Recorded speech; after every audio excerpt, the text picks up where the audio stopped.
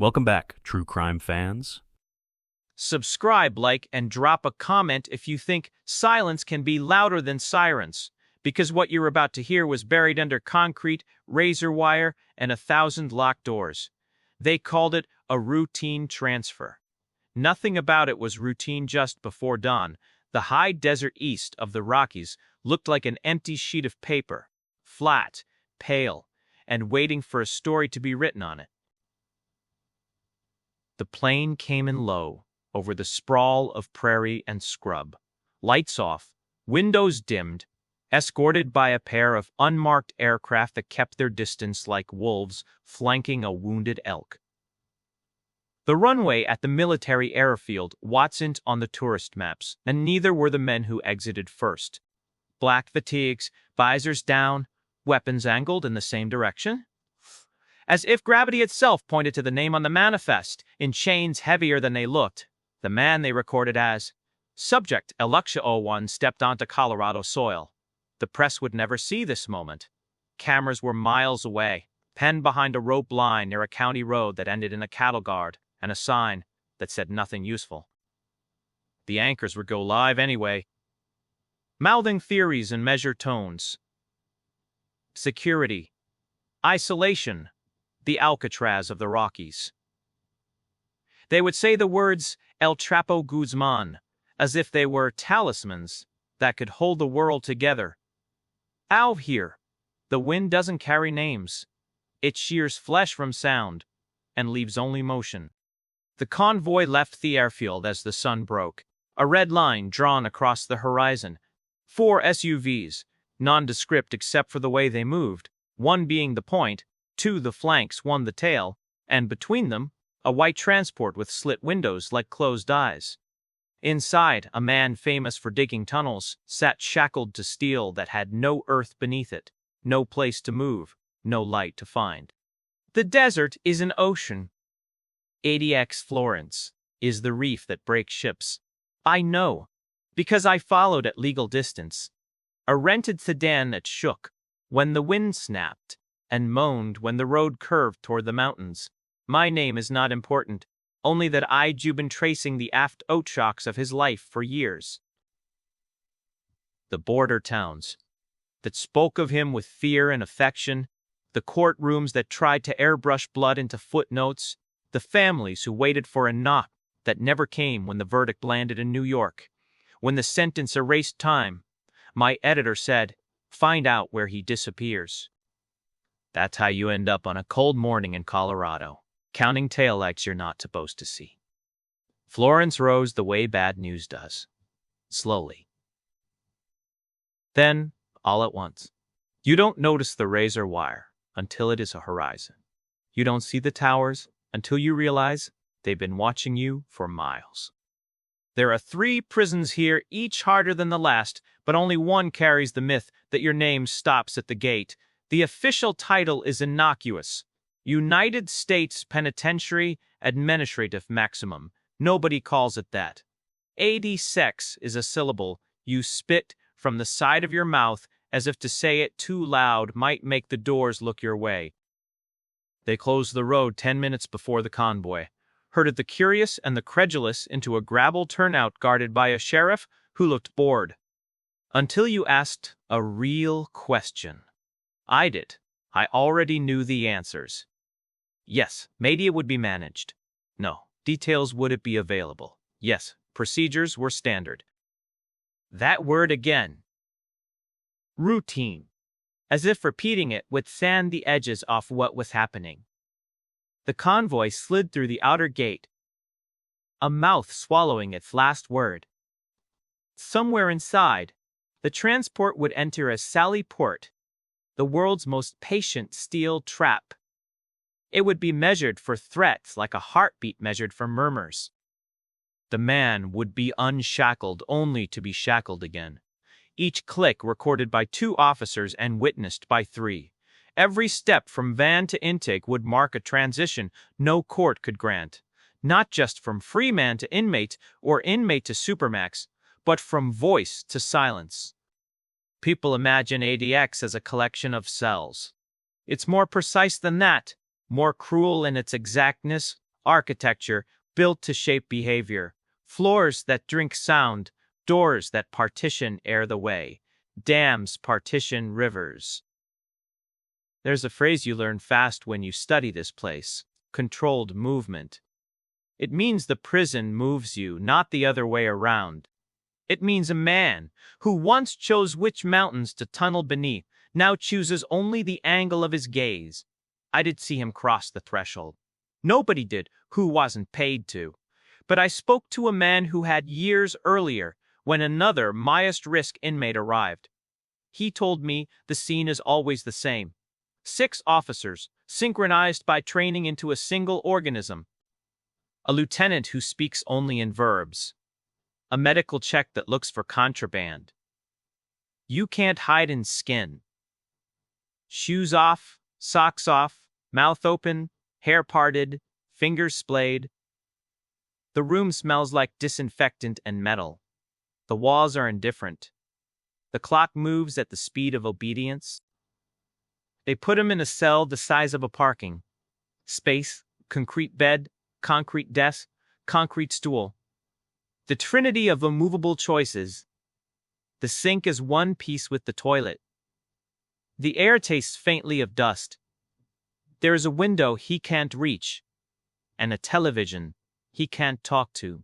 He gets 4 inches of glass to reflect on and a food slot to receive the world. A legal pad arrives in a clear envelope, a dull pencil with just enough lead to make words and not enough to make trouble.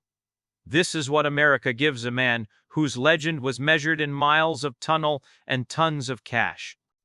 12 feet long, 7 feet wide, and a promise that his voice will be measured in seconds, not stories. Outside the fence, the journalists perform the ritual. Sources tell us. Unconfirmed reports. Global media frenzy. A helicopter droned, seeking an angle the prison refused to give. A woman from a European network asked me what I thought would happen next. I said the loud part quietly. Nothing, that's the point. She nodded like I had said something profound, and maybe it was, in a world where noise is currency. But here's the first crack that made the day interesting. By noon, a rumor slipped through the net. It didn't come from a guard or a lawyer or a politician. It came from a contractor who leaned against his truck like a man on brake and said, "They changed a rotation this morning. Can't say who. Can't say why." He said it to no one in particular and everyone at once. And the crowd did what crowds do. They grew teeth for gossip. Changed rotations mean changed routines. Changed routines means someone is worried. The second crack came from far away. Mexico City's late edition ran a headline that couldn't be ignored. An intermediary disappears in Juarez. The name was one I just seen buried in transcripts. A courier who once bridged worlds that should never have had a bridge. Officially, his disappearance had nothing to do with Colorado. Unofficially, the timeline was a handshake. Nobody wanted a photograph. By evening, the wind turned, and the towers lit up, orange dots against a bruised sky. I stayed, because that's what you do when the story is in the dark and the only thing moving is your imagination. A guard SUV rolled by slow, the driver's face half-lit and unreadable. In my mind, I traced the path inside. The first day's isolation, the intake nurse who takes vitals without words, the lieutenant who reviews the list of names a man is allowed to speak to, and the longer list of names he is not. Somewhere down a range, a door would buzz, a tray would scrape, a camera would blink. If you listened hard enough, you might think you heard the sound of a door deciding to stay shut. The third crack wasn't a rumor. It was a piece of paper. At 7:43 p.m., my phone lit with a message from an attorney who had agreed to talk only in one-sentence bursts. Receipt logs show a sealed mail hold, the text read. Unusual for day 1. That was lawyer speak for. Someone had sent something, and the prison had set it aside, and that wasn't the script. Day 1 is for inventory and intake, not for mail that needs a judge's nod. Day 1 is for making a man smaller, not for reminding him. The world remembers his name. Night draws hard lines at ADX. The fence hums, the floodlights turn the desert into a stage where nothing happens on purpose. Reporters packed up trucks pulled out. A few stayed, their silhouettes hunched against the cold, transmitting live from a place that refuses to look alive. I sat in my car and watched the lights and thought about a man who once commanded armies of shadows, now reduced to one shadow cast by a fluorescent tube. There is a feeling that hits you out here, somewhere between awe and dread, the sense that you are standing at the edge of a story that has been engineered to stop. But stories don't stop. They pull. They detour, they find lower ground. The cartel kingpin the world calls El Chapo had arrived at the end of 1,000 miles of road and the beginning of a single hallway. That should have been the end of it. Then my phone buzzed again. No name. Just a Colorado number I did recognize, I answered. A voice I could place, careful and flat, asked a question too specific to be a guess. Did you hear the knock? I said nothing. The intake mic picked it up. The voice went on. 3 taps. Pause. 3 taps. He did it twice. Then he stopped. The line clicked dead. It could have been a joke, a prank, a rival reporter playing games. Or it could have been what it sounded like. A message sent from a cell built to swallow messages. A code I had heard before, in cases where men with no words spoke with walls. I looked at the lights again, and for the first time that day, the place looked less like a tomb, and more like a vault with something inside that didn't want to stay put. Tomorrow, the Bureau would issue a statement that said nothing. The headlines would move on, but the knock would stay with me. A heartbeat under concrete. 3 taps and a pause. As if a legend used to tunnels had just found one you couldn't see. And somewhere far from Colorado, a man who knew where the bodies were buried had disappeared between one news cycle and the next. They called it routine. They always do right before everything changes. The official statement came the next morning, polished and sterile. Joaquin El Chapo Guzmán had been safely processed into the custody of the United States Penitentiary Administrative Maximum, Florence, Colorado. No incidents reported, no irregularities noted. It read like a paragraph borrowed from a manual, and maybe that was the point. Strip the moment of its teeth, flatten it into policy, reduce a man whose name had shaken governments to a single line of administrative success. But if you knew where to look, if you talked to the people who existed on the edges of that system, the story was already bending in the shadows. The invisible cage cell, 234, range 13. 10 feet by 12. No bars to rattle, only concrete. The slit window angled at the sky allowed a fragment of sunlight, but no view of the horizon. There is no horizon in ADX. The design itself denies the human instinct to measure distance. Everything is near, everything is narrow, everything is watched. On his second day inside, the silence became its own kind of guard. Former inmates of ADX often described the quiet as a weight heavier than chains. Every shuffle of shoes in the corridor carried like a thunderclap. Every metallic buzz of an opening door cut the air like a blade. Guzmán, who had once commanded an empire that spanned continents, now lived inside a soundscape engineered to make men smaller. And yet, in silence, messages still traveled. Not in letters, not in phone calls, both of which were dissected by special administrative measures, but in subtler ways. Guards speak in patterns. Routines are a language. When a tray slides late through a food slot, when a recreation cage is granted on a different rotation, it means something. Men like Guzmán had spent their lives noticing patterns. He would notice these too. A whisper in the yard 3 days after intake. He was escorted to recreation. A single-man cage, concrete floors beneath, steel mesh above. The sky poured through in a square of pale blue, the only view of the outside world he would have. Cameras caught every angle. Officers stood by, silent. He stretched his arms as if testing the air. A gesture so small, but in the context of ADX, it was theater. Because at the far end of the yard, separated by walls, unseen but not unheard, another man stretched too. A mimicry. A signal. Not coincidence. Who was it? One of the other luffers? A cartel lieutenant in custody? A jihadist? A bomber? A traitor? It didn't matter. ADX Florence was a warehouse of enemies, but the one constant was this. Even in isolation, men find ways to connect. The Bureau called it contamination. The inmates called it survival. The lawyers who knew too much. Meanwhile, in New York, his legal team pushed for appeals and retrials. The motions were long shots. The conviction was ironclad. But what mattered wasn't winning, it was access. Every time a lawyer filed a motion, they were granted monitored time with their client. Every visit meant a conversation carefully observed, but not entirely controlled. One of those attorneys, Ving, hungry, desperate to prove herself, walked out of Florence pale as the concrete sheet-owl left behind. When pressed, she said only one line. He told me the walls talk.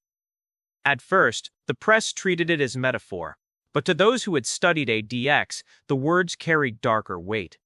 There had been reports for years, subtle vibrations in the walls, the sound of pipes carrying whispers. Engineers called it architecture. Inmates called it a lifeline, a message system that predated fiber optics, built on steel and desperation. The press erupted by the end of the week. Rumors bled into headlines. The Mexican press ran stories suggesting Guzmán had smuggled out coded messages. A European tabloid claimed he'd tried to bribe guards already. The Department of Justice denied it all, calling the recording fiction. But the more they denied, the more the public leaned in. Television anchors reminded viewers of Guzmán's history of escapes. Twice from maximum security prisons in Mexico, once through a tunnel dug directly beneath a shower stall. If anyone can break the unbreakable, one commentator said, it's him. Florence bristled with added patrols. Helicopters swept the perimeter at dusk. And yet, for all the noise outside, inside the prison remained exactly what it had been built to be. A place where a man could scream and the world would never hear. The crack in the silence. But then came the moment nobody expected. On day 10 of his confinement, the control room logged something unusual. At 2:14 a.m., a vibration triggered the sensor in Guzmán's cell. Not movement. There was none. Not a voice. Sam's prevented that. But something else. 3 taps. Pause. 3 taps. Pause. 3 taps. Exactly the same rhythm described by the anonymous caller during intake. Guards entered the cell expecting mischief, a broken pipe, a disturbance. They found nothing but a man lying on his bunk, staring at the ceiling, his eyes unreadable in the fluorescent light. The report was filed, then sealed, but stories leak, they always do, and by dawn, whispers had already started circulating. The tunnels were back.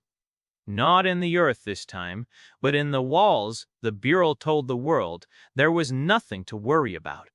That security held. That silence reigned. But I had heard the taps before, and now so had they. What if the silence wasn't silence at all? The Bureau of Prisons insisted nothing was wrong. They told reporters that the tap reports were baseless, that a Chapo's conditions were airtight, monitored by technology that left no margin for error. But inside ADX, the staff whispered differently. They heard the rhythm, 2 fuzz, traveling through the steel like a message moving faster than words. The weight of a Pathanadex. Florence was designed to be perfect. Layers of concrete, reinforced doors, soundproof cells, air filtered through ducts that carried no voice. But perfection exists only on paper. In reality, concrete shifts, pipes connect, vibrations carry. The prison had buried its most notorious men in silence for decades. By the 3rd week, The reports grew harder to ignore. A guard in control logged vibrations from two separate cells. Emi belonging to Guzman. The other belonging to an inmate 3 ranges away. A terrorist under Sam's. It was impossible on paper. But the readout didn't lie. Technicians explained the simplest truth. Metal conducts sound. If you knew the rhythm, if you had the patience, you could make walls speak a message for the outside. Meanwhile, across the border, events unfolded too neatly to dismiss. A cartel lawyer was gunned down in Mexico City. A safe house in Sinaloa erupted in violence. And in both places, investigators found scraps of paper with numbers, phone numbers, account numbers, coordinates. The coincidence gnawed at those who remembered the intake. Taps had a message really left Florence. Was the man in the concrete tomb somehow reaching across borders with nothing but walls and willpower? The Bureau doubled down. More cameras, more monitoring, more denials. But the timing was too sharp. It felt less like coincidence. The investigator's dilemma: I was still in Colorado, still tracing the lines. Others wanted erased. Every morning, I parked near the barren stretch of prairie where the towers of ADX stood like watchful teeth. And every morning my phone pulsed with fragments, a retired warden who warned me, the worst thing you can do is underestimate him. A lawyer who said sealed mail was still being held, an engineer who confessed that no design is truly escape-proof.